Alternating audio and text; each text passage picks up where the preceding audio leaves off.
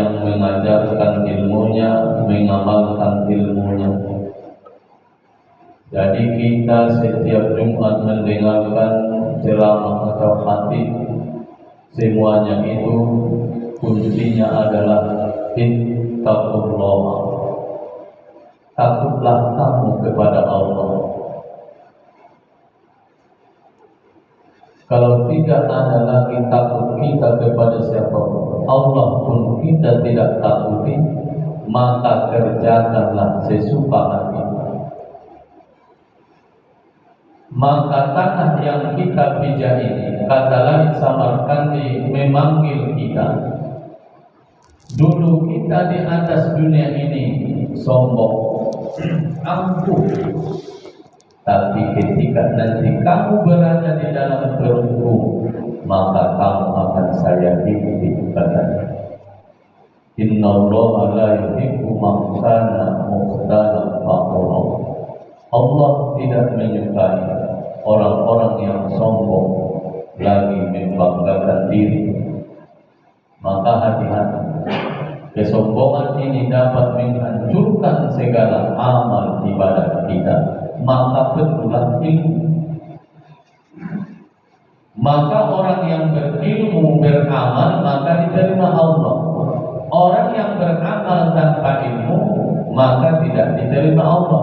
Naumul alim, tidurnya orang alim lebih bagus daripada ibadah jahil. Lebih bagus tidurnya orang alim daripada ibadahnya orang yang bodoh.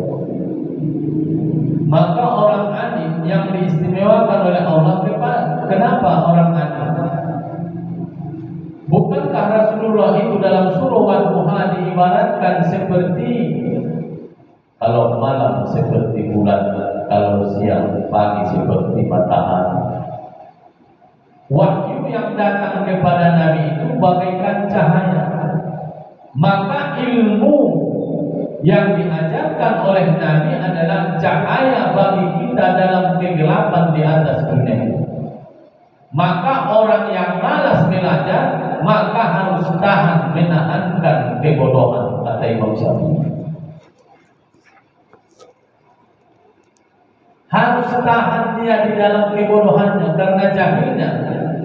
Kenapa? Karena malas dia belajar.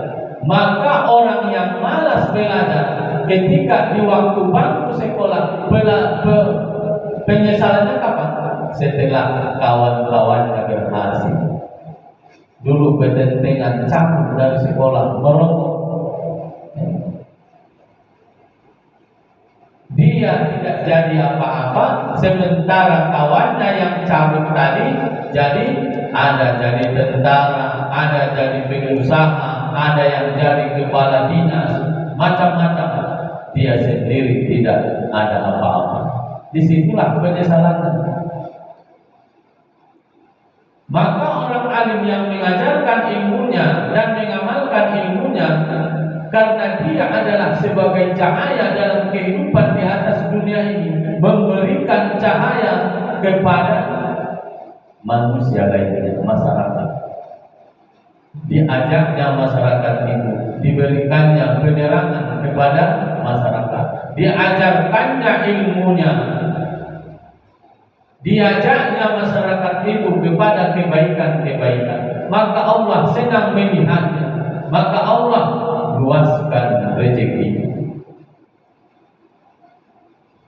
Kalau kita lihat guru-guru kita, tuan-tuan guru kita itu tenang, karena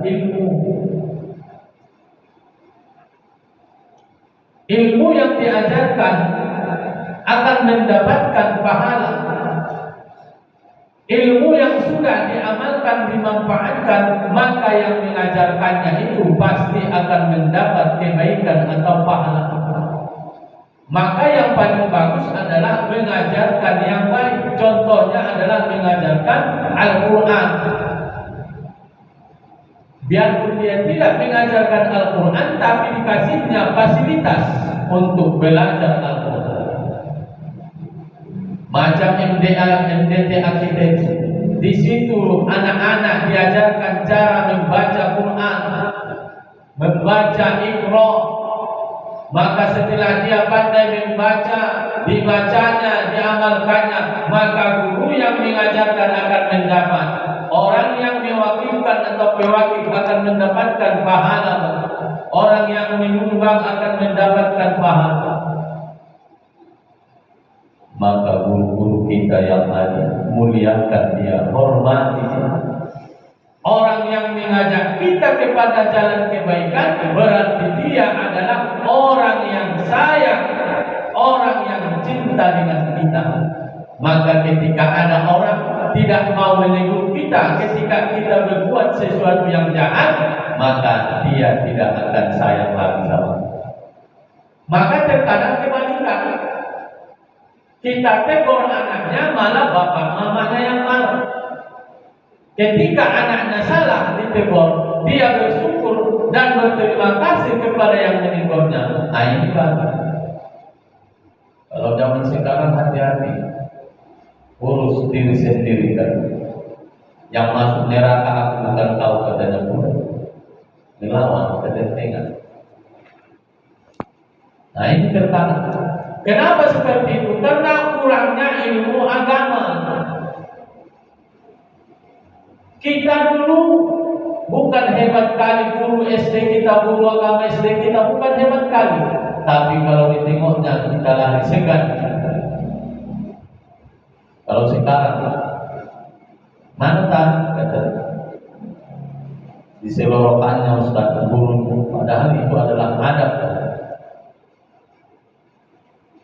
Maka orang alim, apabila ada di lingkungan kita ini orang alim yang berilmu, muliakan, ajak, memberikan ilmunya kepada kita.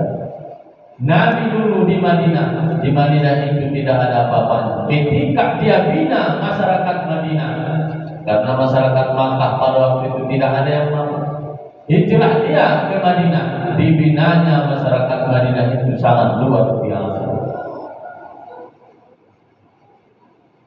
Maka jemaah yang dimuliakan oleh Allah Subhanahu wa taala, kita disuruh menuntut ilmu sebanyak-banyaknya sampai ke negeri Cina kita. Karena kita enggak ada uang menuntutnya ke sana, maka mereka sudah datang ke sana. Sudah banyak di kota Medan orang Cina. Maka tengoklah bagaimana mereka dalam bidang ekonomi mereka bermasalah. Maka coba yang dimuliakan oleh Allah, yang pertama yang dimuliakan oleh Allah nantinya adalah orang alim dan orang berilmu. Kita ini semua sudah berilmu, tapi terkadang kurangnya pengamalan. Sudah dikasih tahu sama guru-guru kita bagaimana pahala besarnya sholat sebelum sholat subuh. Pokoknya subuh luar biasa. Jangan tinggalkan sholat sunnah qobliyah subuh. Jangan tinggalkan sholat tahajud. Jangan tinggalkan sholat duha. Jangan tinggalkan baca Quran. Yang keempat, kerjakan supaya diberikan Allah keberkahan dalam kehidupan kita. Sebenarnya ilmunya sudah ada, sudah tahu kita, tapi karena banyak pekerjaan kita tinggalkan. Ini yang pertama. Yang kedua yang dimuliakan oleh Allah adalah orang yang haji mabrur dan mabrur luar biasa. Maka kata Nabi, al-hajju mabrurun laisa lahu jazaa'un illa al-jannah. Tidak ada balasan yang paling pantas kepada orang yang haji kecuali adalah surganya Allah Subhanahu wa taala. Luar biasa. Ini adalah rukun Islam yang kelima dalam agama Islam. Naik haji bagi yang mampu dan sanggup. Maka beruntunglah orang-orang yang sudah bolak-balik naik haji. Beruntunglah orang-orang yang sudah bolak-balik umrah. Dikasih Allah kesempatan bisa